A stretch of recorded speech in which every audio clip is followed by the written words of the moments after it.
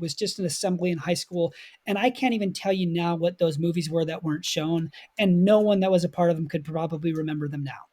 And so, remembering that things that frustrate you and that upset you are very minor inconveniences in the grand scheme of things, and trying to keep your cool and calm so that you can have a better long-term win and take away from whatever situations you encounter.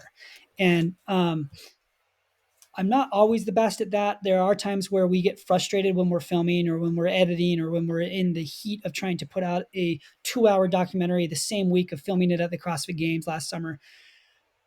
But we try to remember, hey, this is an important video. What we're doing is impactful. Um, More people are going to see this now than because of the success of the channel and the visibility of what's now available on YouTube. But the bigger win is to have a unified friendship and business and organization, both at home and in business with the Buttery Bros, to be more successful in 5 years than worry about what's happening this weekend. And so, any issues that we have, we try to resolve them at a time that's more appropriate than the heat of the moment. I think that's a great life lesson there, and I love how you were able to not sit and sulk on it. You were actually able to stop and go, okay, what do I want to say? How do I want to rectify the situation? That says a lot about your personality as well. Where a lot of guys would have gone, oh, well, F you, do this, do it yourself, and left. You actually wanted to go back and make it better for people. And that's unique, especially at a young age. That says a lot about you, because a lot of men at the high school age would not have had the ability to do that. Do you Well, think that's but why? I should clarify that, like, that day I was that guy. I was saying "f off." This sucks. This is stupid. I'm leaving. And like, I didn't handle it well. I was just lucky enough that I got out of there before things exploded. And Yeah. so, my like, not that I'm not passionate. I was very passionate about everything that was going on that day.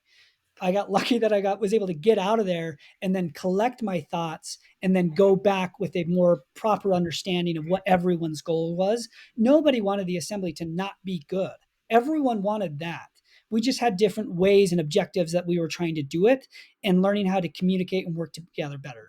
Same with the Buttery Bros. Every one of us wants to make the best piece of content possible. And when I look at everyone in the CrossFit ecosphere and media sphere, I think every one of us want to see more people doing CrossFit. And so, learning how to do that and learning how to help everyone do better is something that helps all ships rise and everyone have more fun and be more successful. That's a terrific answer, because it basically kind of partly answers my next question was, do you think that's why then your documentaries and your videos are so successful? Because when you watch you go into, say, the CrossFit Games or any of these kind of shows or your documentaries, do you have a way of getting people to open up, to all be happy, joyous, to take part, but be honest and be truthful and be authentic in their videos? They're not playing characters or caricatures of who they think they should be. They're just being themselves. And it's all very fluid, unique, and honest in your videos and documentaries. Do you think that's partly by yourself being open and honest and being understanding that philosophy from making your videos? I know it's quite a grandeur question, but Yeah, so there's two things. I think a lot of people accuse us of being characters in our own show, right?